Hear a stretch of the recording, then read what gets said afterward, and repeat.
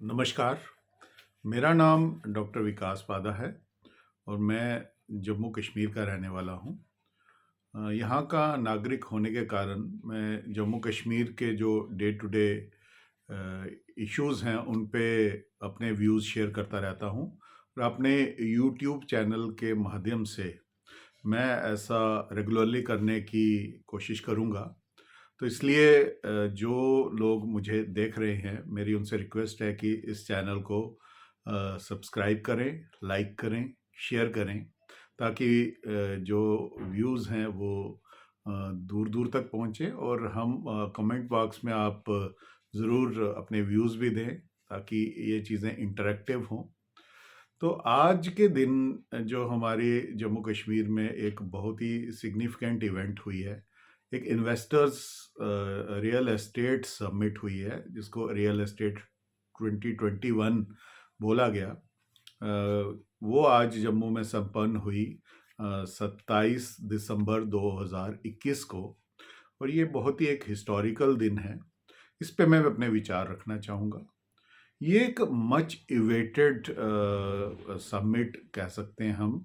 ये बहुत सालों से दरकार थी जम्मू कश्मीर को ऐसी समिट्स की, क्योंकि जम्मू कश्मीर पिछड़ा रहा है अपने भारत के मुकाबले। एक तो अगस्त 2019 से पहले यहाँ जो आर्टिकल 370 और 35 से के कारण जो यहाँ पे एक अलग सी व्यवस्था बन चुकी थी, जिसका कि दुरुपयोग किया गया यहाँ के वेस्टेड इंटरेस्ट वाले पॉलिटिशियंस द्वारा, जो मोस्टली कश्मीर वैली वेस थे। उन्होंने अपने वोट बैंक के लिए, अपने पावर के लिए इसका मिसयूज़ किया at the cost of development of Jammu and Kashmir. इसमें कोई दो राय नहीं है, क्योंकि जितनी फंडिंग जम्मू कश्मीर की हुई है बाकी स्टेट्स के मुकाबले, अब तो ये यूनियन टेरिटरी है, तो इस जम्मू एंड कश्मीर रीजन को सबसे ज़्यादा डेवलप्ड रीजन होना चाहिए था अभी तक भारत का, लेकिन ऐसा नहीं है। क्योंकि जो भी पैसा आता था, जो भी फंडिंग होती थी न्यू दिल्ली से, वो बजाय ग्रॉस रूट्स के पहुंचने के, डेवलपमेंटल वर्क्स के, वो यहाँ के पॉलिटिशियंस जो पावर में रहते थे वही उसको न जाने कहाँ ले जाते थे। उन्होंने कहाँ इसका यूज़ किया या मिसयूज़ किया, क्योंकि इन्होंने ही ऐसे लॉज बना के रखे थे, जैसे राइट टू इंफॉर्मेशन एक्ट यहाँ पे लागू नहीं था, जो प्रॉपर तरीके से होना चाहिए था, जो कि इंश्योर करता यहाँ पे ट्रांसपेरेंसी को। इन्होंने वो नहीं आने दिया। एंटी करप्शन लॉ यहाँ पे टूथलेस था, अपने तरीके की वर्जन लागू की हुई थी इन्होंने यहाँ पे। तो इस तरह का इन्होंने मैकेनिज्म डेवलप किया कि ये चाहे जो मर्जी कर लें यहाँ पे, इनकी कोई पूछ मांग ना हो, इनकी कोई इंक्वायरी ना हो, और ये मतलब कुछ भी कर लें यहाँ, किसी भी तरह का मिसयूज कर लें, किसी भी तरह की करप्शन कर लें, ये पकड़े ना जाएं। लेकिन थैंकफुली वो व्यवस्था 5 और 6 अगस्त 2019 को ख़त्म हुई। 370 ए गया, 35 ए गया, और union territory of Jammu and Kashmir का एक जन्म हुआ, जिसको मैं एक पूर्व जन्म, पुनर्जन्म बोलूँगा जम्मू कश्मीर का। सबसे पहला एक मैं जन्म जम्मू कश्मीर का बोलता हूँ, जब 1846 में महाराजा गुलाब सिंह जी ने जम्मू कश्मीर राज्य की स्थापना की। दूसरा जन्म मैं जम्मू कश्मीर का 26 अक्टूबर 1947 को कहता हूँ, जब एक्सेशन हुई जम्मू एंड कश्मीर की इंडिया के साथ। और तीसरा जन्म मैं जम्मू कश्मीर का 5 और 6 अगस्त 2019 को कहता हूँ, जब वो एक्सेशन एक किस्म से जो इनकम्प्लीट थी वो कंप्लीट हुई आर्टिकल 370 और 35 ए को हटाने के बाद। और उसके बाद ही स्टेट से इसको यूनियन टेरिटरी बनाया गया, लद्दाख को अलग यूनियन टेरिटरी बनाया गया, और 31 अक्टूबर 2019 को Jammu and Kashmir union territory का जन्म हुआ। तो उसके बाद से हमें जो चीज़ें हैं वो देखनी चाहिए, क्योंकि यहाँ पे टेररिज्म है, पाकिस्तान द्वारा प्रायोजित, पूरा स्पॉन्सर्ड, उनके द्वारा बैक्ड, और कुछ एलिमेंट्स हैं एक स्मॉल माइनॉरिटी में है जो कश्मीर वैली में, but they are so vocal, वो लगता है पता नहीं कितना नंबर होगा उनका। Whereas in reality 16 out of 20 districts of Jammu and Kashmir are very peaceful. There are no issues in them. There are issues in only 4-5 districts, जिन्होंने पूरा का पूरा जो नैरेटिव है वो हाईजैक करके रखा हुआ है। तो वो यही डिस्ट्रिक्ट्स हैं, यही एरिया है लिमिटेड सा, जो कि जम्मू एंड कश्मीर की डेवलपमेंट को नहीं होने देना चाहता है। उन्होंने एक रैंसम पे रख लिया हुआ है पूरा का पूरा जम्मू एंड कश्मीर। तो उसको रेक्टिफाई करते हुए यहाँ पे डेवलपमेंट नहीं हो सकी, यहाँ पे इंडस्ट्रीज नहीं है, यहाँ पे प्राइवेट हेल्थ केयर डेवलप ही नहीं हो सका। तो उसका रीज़न यही था कि ये जो यहाँ के रूलर्स थे, इन्होंने 370 और 35A का मिसयूज़ करके यहाँ पे अपने वोट बैंक को स्ट्रेंथन करने के लिए कोई डेवलपमेंट नहीं होने दी। एक आइडेंटिटी के नाम पे, कश्मीरी आइडेंटिटी, ऐसा हो जाएगा वैसा हो जाएगा के नाम पे कोई यहाँ पे इन्वेस्टमेंट नहीं आने दी। यहाँ पे कोई कि बाहर वाले आ जाएंगे। बाहर वाले कौन है? हमारा एक देश है, हम सब इंडियंस हैं, तो बाहर वाले और अंदर वाले क्या हुआ इसमें? तो वो एक वेज क्रिएट किया इन्होंने, फियर साइकोसिस लोगों के मन में क्रिएट किया और राज करते रहे। लेकिन थैंकफुली वो दिन जा चुके हैं। आज वो दिन आया है जब रियल एस्टेट समिट का आयोजन हुआ और यहाँ पे काफ़ी इन्वेस्टमेंट की गई। और मैं क्योंकि हेल्थ केयर सेक्टर से हूँ, तो यहाँ पे कोई प्राइवेट हेल्थ केयर की डेवलपमेंट फुल पोटेंशियल की अभी तक नहीं हुई है। यहाँ के हमारे पेशेंट्स जो हैं वो अभी भी इलाज के लिए जम्मू कश्मीर से बाहर जाते हैं, क्योंकि यहाँ पे सिर्फ एक श्री माता वैष्णो देवी नारायणा हॉस्पिटल ही है जो कॉरपोरेट यहाँ पे आ सका। वो भी श्राइन बोर्ड के हेल्प की वजह से आया, नहीं तो ये इंडिपेंडेंट यहाँ पे पॉसिबल नहीं था बिकॉज ऑफ 370 एंड 35A। लेकिन अब मेदांता ग्रुप और अपोलो ग्रुप ऑफ हॉस्पिटल्स ने यहाँ पे MOU साइन किया है आज। तो ये जम्मू कश्मीर की health care, private health care के लिए एक बहुत अच्छा दिन है। और इसी की एग्जांपल लेके मैं बोलूँगा कि हमें फ़ायदा क्यों नहीं होगा। जब इस तरह की चेन्स आएंगी हॉस्पिटल्स की, तो सारी की सारी एम्प्लॉयमेंट थोड़ी बाहर से आएगी। यहाँ पे जो क्या हमारी नौकरियाँ नहीं मिलेंगी हमारे लोगों को? क्या हमारे जो यहाँ पे अलग अलग जो स्टाफ होता है, अलग अलग कैटेगरी, सिर्फ डॉक्टर्स ही थोड़ी हैं, नर्सिंग स्टाफ है, हमारा पैरामेडिकल स्टाफ है, हमारा हाउसकीपिंग स्टाफ है, हमारा मैनेजमेंट का स्टाफ है। तो इन सबको यहाँ पे ओपनिंग्स मिलेंगी।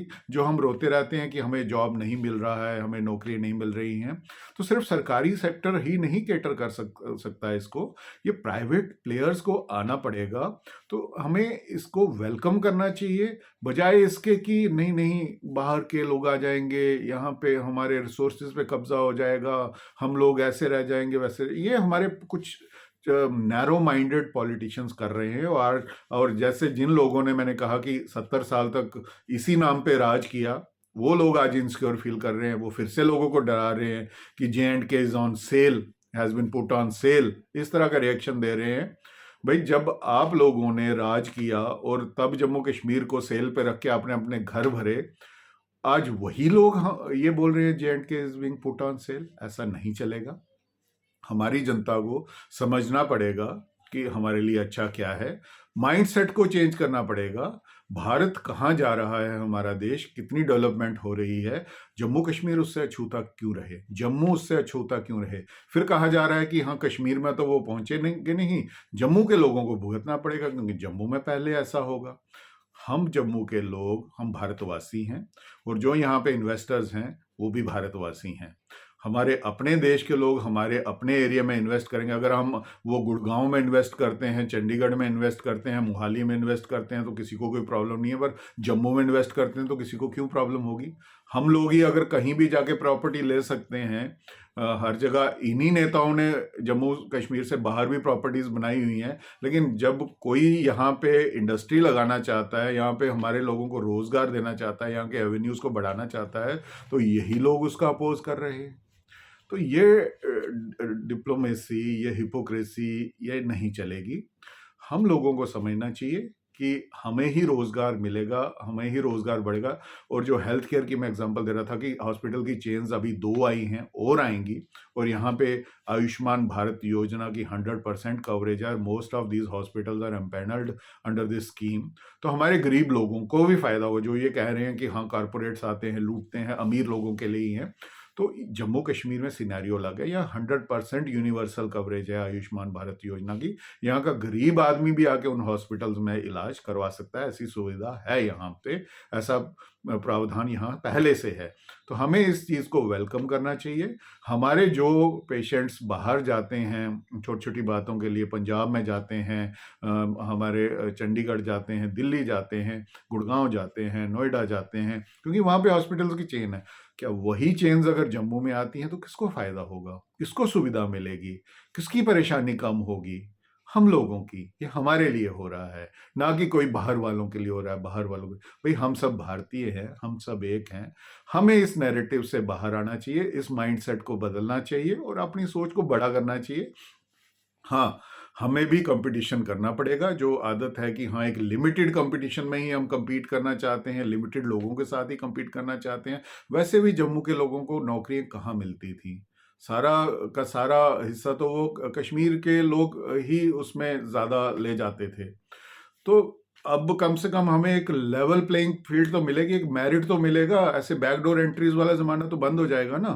जो कुछ ऐसे एडमिनिस्ट्रेशन में अफसर जैसे सत्यपाल मलिक जी कहते थे कि एक जेकेएस ऑफिसर हैं जिन्होंने इंटरव्यू ही नहीं दिया।